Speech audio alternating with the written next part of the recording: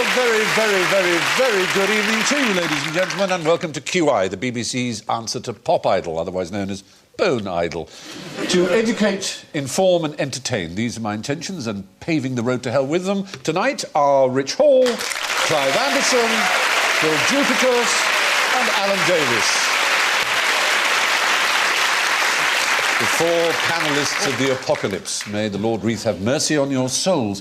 Let's have a round on the buzzers and bells. Rich, how do you sound? And Clive goes... Hey, wait a minute. And Phil goes... And Alan goes... Excellent. Right, gentlemen, bombs away. Alan, have you heard about the Mexican kamikaze squadron? Kamikazes, like that. That's right, only Mexican. And, I care not for myself, only my country. very good indeed. Very good indeed. For the emperor. Andale. I just imagine a bloke in a big hat riding a donkey into the Alamo.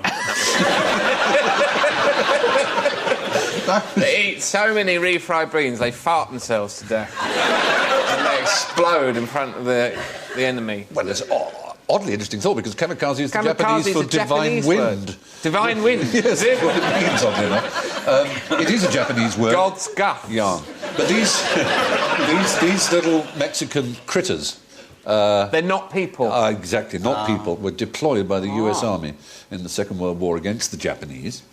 They're not like the dolphins they deployed in the war against Iraq. No, they're not. They let them out. What they call they pissed the off. Mark 8 MMS, Marine Mammal System. What are the odds that the Iraqi Navy will be leaning out from a boat with a flaming hoop like that? Hang on.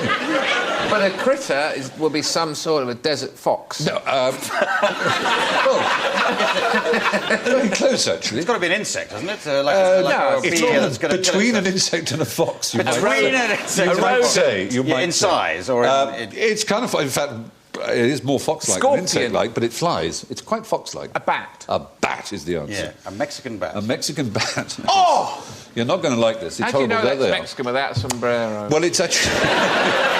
It's the breed of the bat. It's a Mexican free-tailed bat. I actually know the answer Do to you? this. Give it to us, Phil. It's that the American Navy, in their wisdom, because they saw these bats would fly up under the eaves and nest, and they thought, well, if they see, out at sea, a Japanese aircraft carrier, or the hangars of the airplanes, they'll nest. Oh, yeah. And they filled them with explosives. Right? Yeah? Yeah. But what would happen is where they were sewed up, the bats would get, what's that? And they'd start nibbling at themselves and exploding in an untoward fashion. You're very close, Phil. It's not actually the Navy, and it's not boats. It's actually... not? It's worse. I'm very close in that I'm nowhere near Well, at no, all. we've got the principle. In aeroplanes, hundreds of these bats with little waistcoats. They went there with napalm in them and a detonator. And the idea was to drop them over Japanese towns round about dawn, so that as the light came, as all bats will, to escape the light, they would go into, as you say, the eaves and the rafters of the houses. Yes. And then, at a particular time, would detonate, causing these whole towns to burn, because most Japanese towns are made of wood and paper. Mm-hmm. You've got to set the napalm off, so they have to follow them up with somebody. Well, there's some switch, sort of ignition device incorporated. What are they saying for With a that? little book of matches. There is a poetic justice, however. Sorry, as a friend of our fairy creatures, you will be pleased to know that poetic justice prevailed, and that before they ever used these bats against the Japanese, they were testing, and the wind changed, and the bats had been dropped on a target little wooden city in the desert, were blown back to the headquarters of the American Army and blew it up. I don't find it poetic. Do you not find it poetic? I'm American. As I understand it, the kamikaze pilots, they only gave them enough fuel to go one way, right? Yes. They do that with all planes, though. Right.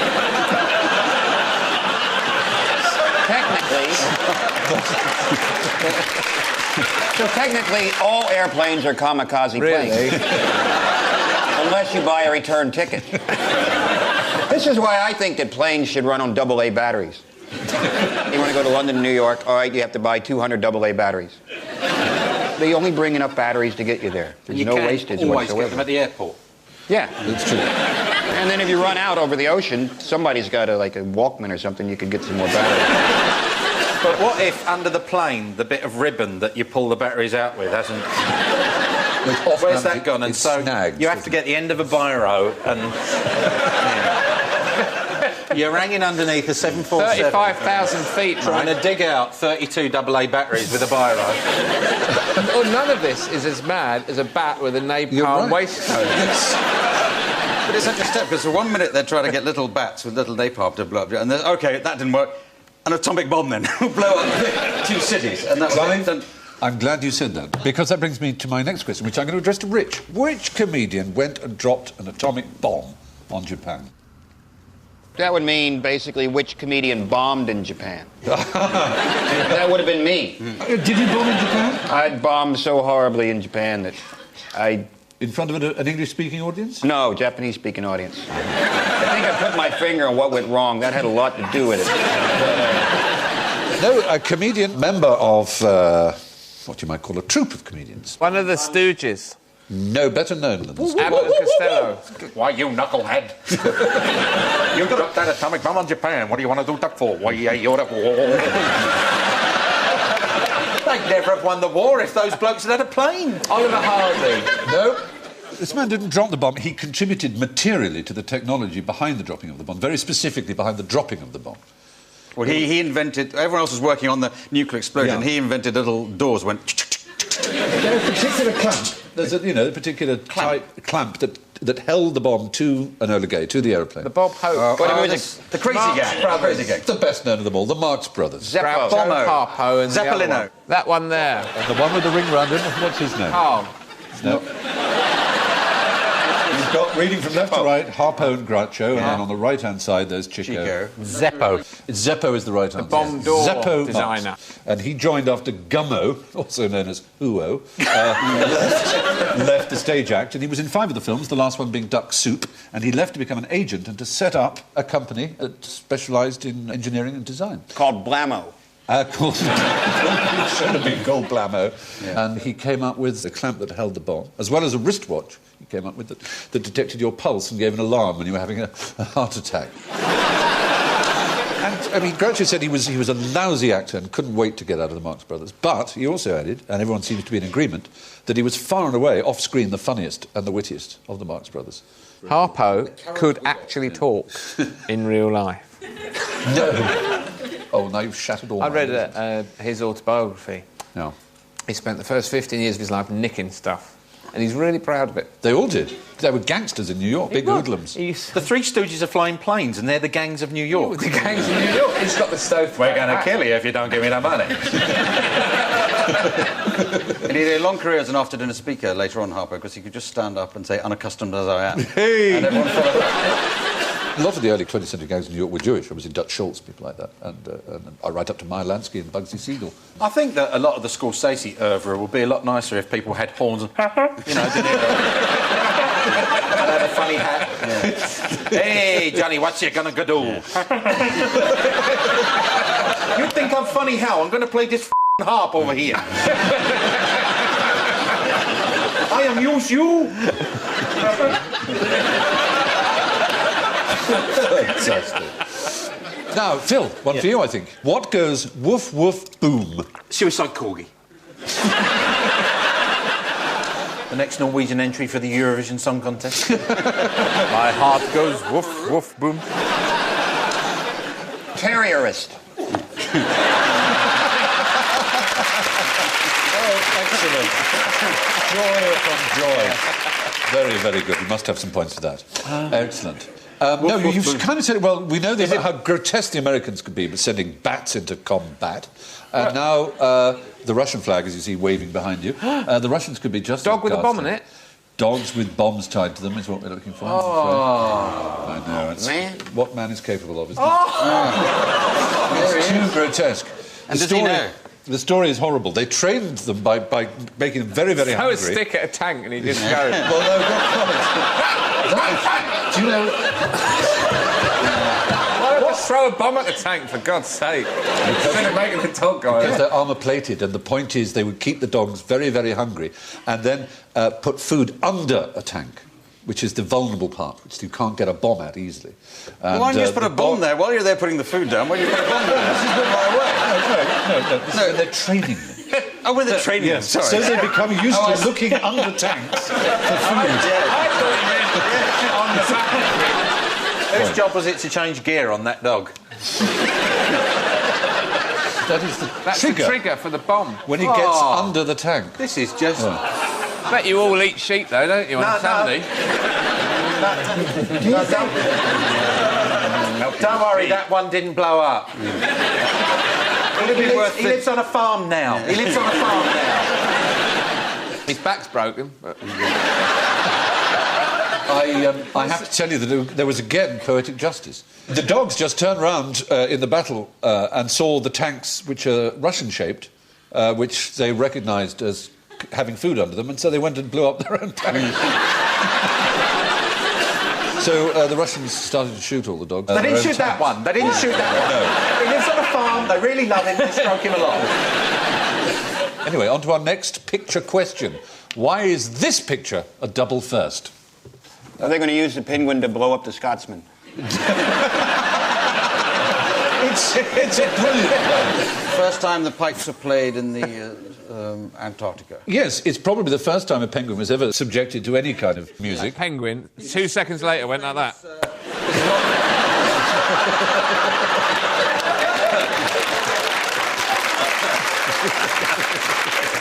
Is this the first ever Edinburgh Festival? Would that it were. No, did you know...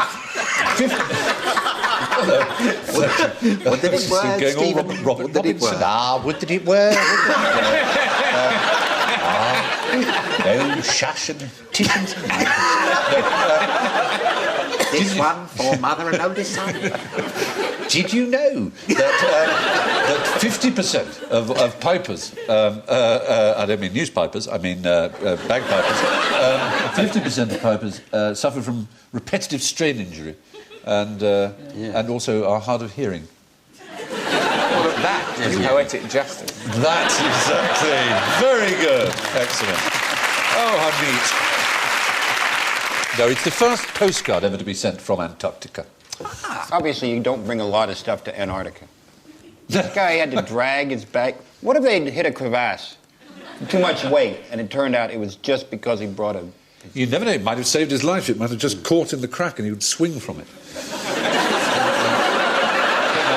That did come out oddly, but you know what I mean. Now, what is the common name of the species Ursus arctos? Ursus arctos. Well, it's the polar bear, is it? Polar bear, did you say? Yes, that's an obvious That was a bear trap, wasn't It was indeed a bear pit. Yes. A bear trap. No, the common name is... two common names. If you're American, there's one name. If you're European, another. What's Ursus mean? Grizzly. Ursus is the Latin for bear, Right. and Arctos is the Greek for bear. Oh, so it's a bear bear. It's a bear, yeah. What's a hare bear in Latin? We shall have to They were find out. great, weren't they, the hare bear bear? You can join in at some level, I find. Exactly. There's always a way in. There's a grizzly. There's a grizzly bear, yes. Ursus arctos, or the brown bear. Point is that the Arctic itself, the Arctic and therefore, of course, the Antarctic, is named after the bear, not the other way around. It was the region of the bear, where you see Ursa Major, the great bear, the constellation in the sky, is always over the north. So it's the Arctic's named after the bear. Yeah. So the Antarctic is named after the ant and the bear. Ant Why and would that Bear. be? The Adventures of Ant and They're Bear. like ant and deck. Ant and Deck, exactly. Only easier to tell apart, obviously. It's easy to tolerate.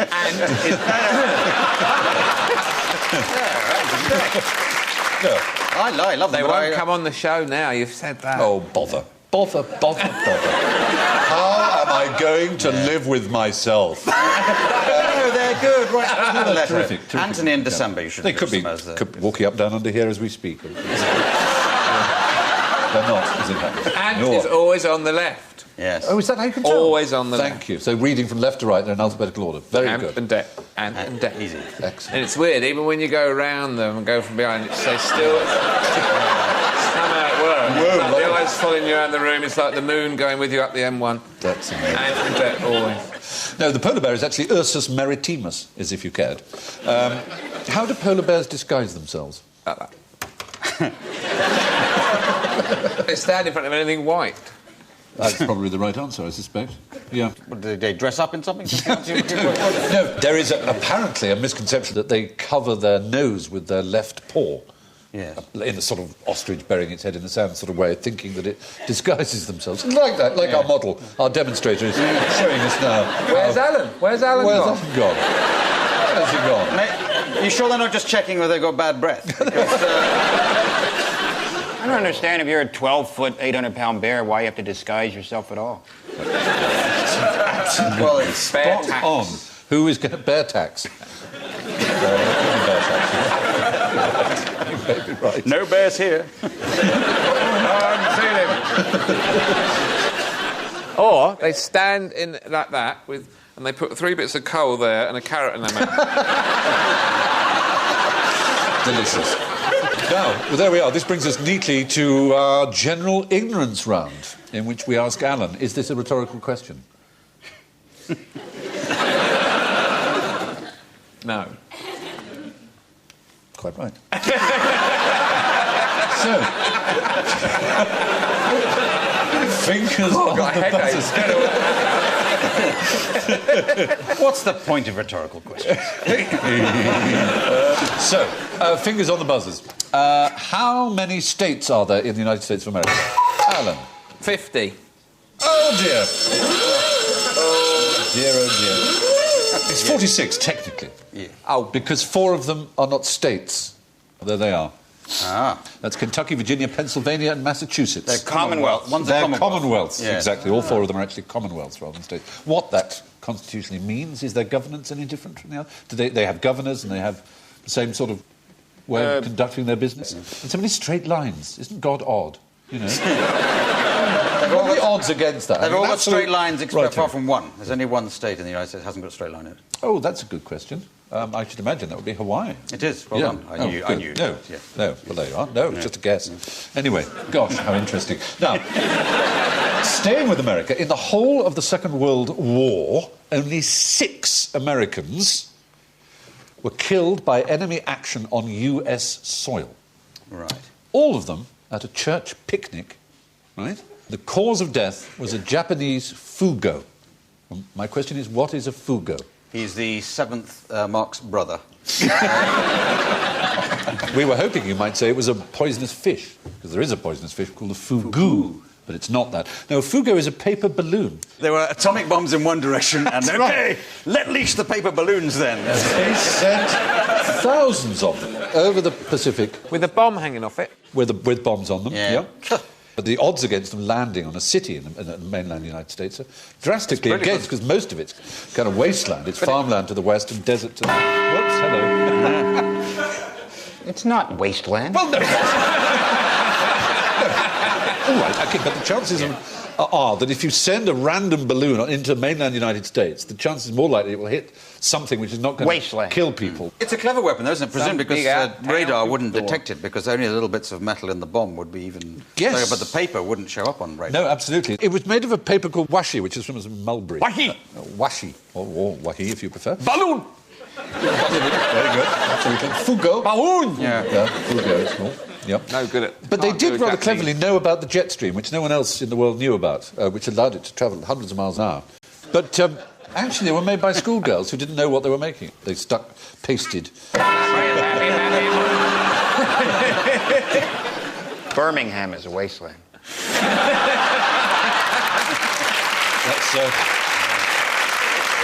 That's Alabama, I Yes, believe. Is that right? Birmingham, Alabama. Yeah, Birmingham, Alabama, yeah. That's a wasteland. They should team up with each other. Sure.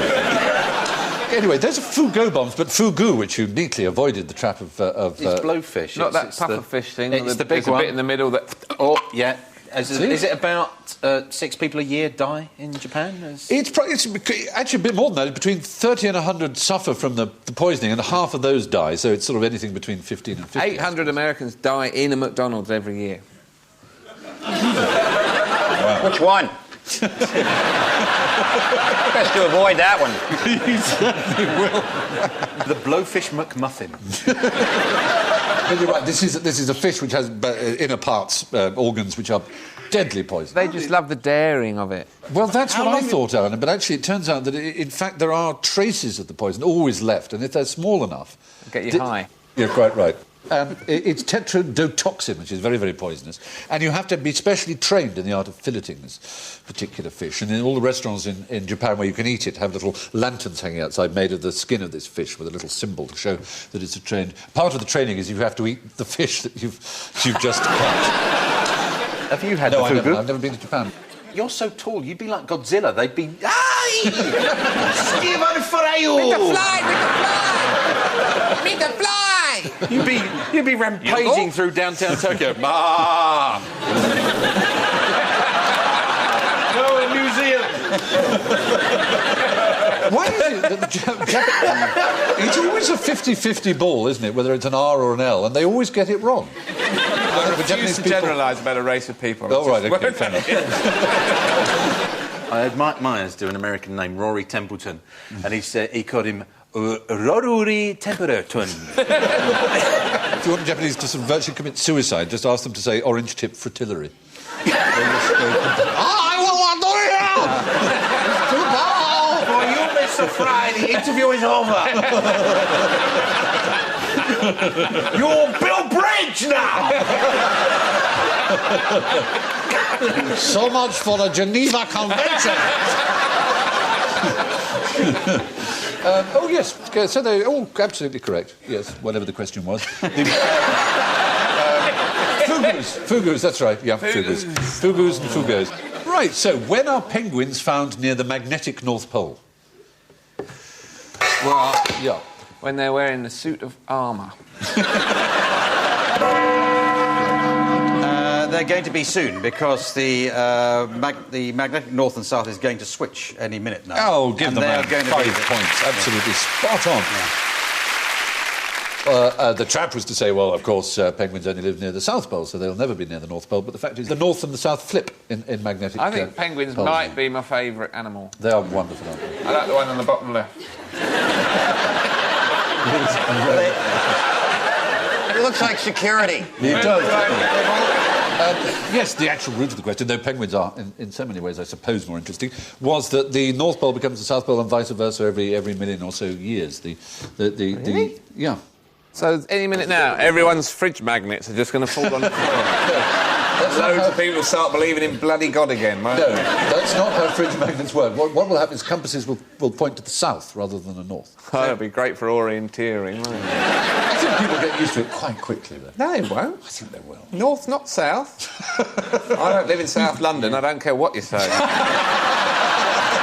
I'm with you there. Oh,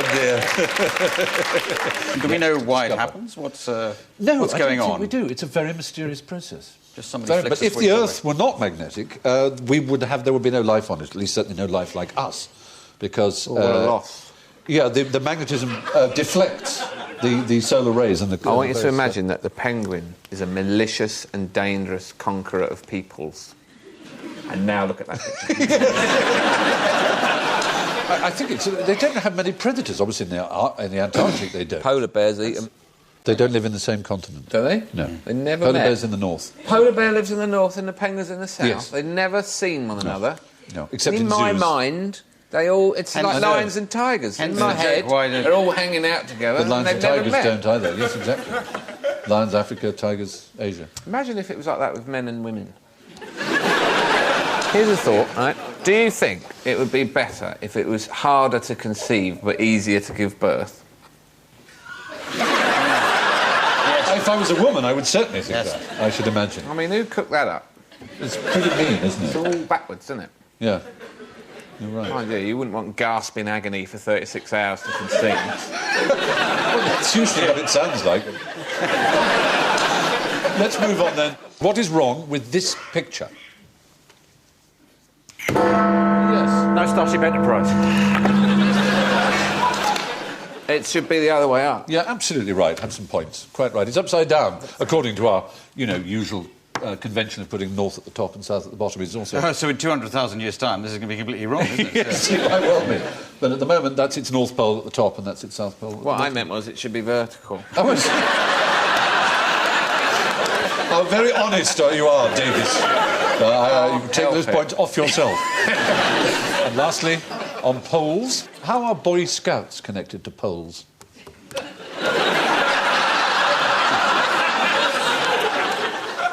Don't look at me like that. As part of the uniform, they used to have a hat and a pole and a neckerchief and a special pole which was used for erecting their tents, for example. Something to do with Poland. It is to do with Poland. Name things that are particular about Boy Scouts. Dib, dib, dib, dob, dob, dob. That's one. That's salute. Polish. The salute. It's well, you've got Polish. there. It's very, very close to the Polish salute. Let's have a look at a Polish salute and a Boy Scout salute together, shall we? There you are, on your screens now. Which one's the Po? Oh, let me think. There's Oh, two what a fingers. weedy, nerdy scout. It's the Milky Bar Kid, I think, isn't it? We need hard scouts. I love the Boy Scouts. We went to Nam.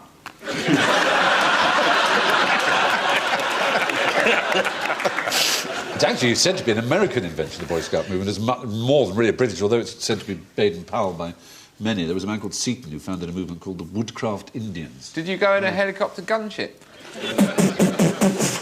He had a little waistcoat with the palms strapped in. With the doors playing really loudly. Now, boys, if you see anybody wearing black pyjamas, you run towards them and you press that button there. Dib, dib, dib. Kaboom. You got your woodcraft, you got your killing gooks. You got your napalm waistcoat, too. Well, there you are, yes. And Poles are the only army, I think, where they have that salute with two fingers, supposedly after some Polish war hero who had 3 fingers blown off. Do I look Polish? You look very Polish, yeah. Oh, do a Polish polar bear. Fantastic, thank you. Well, all that bombshell, that's it for another week, I'm sorry to say. And the final scores are poles apart. Phil scored a piping hot 4. Rich barely scraped in ahead of Clive with 2 and 1, respectively, but Alan bombed with -4.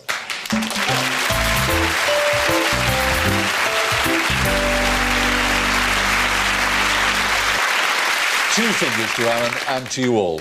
It's do widzenia. Good night.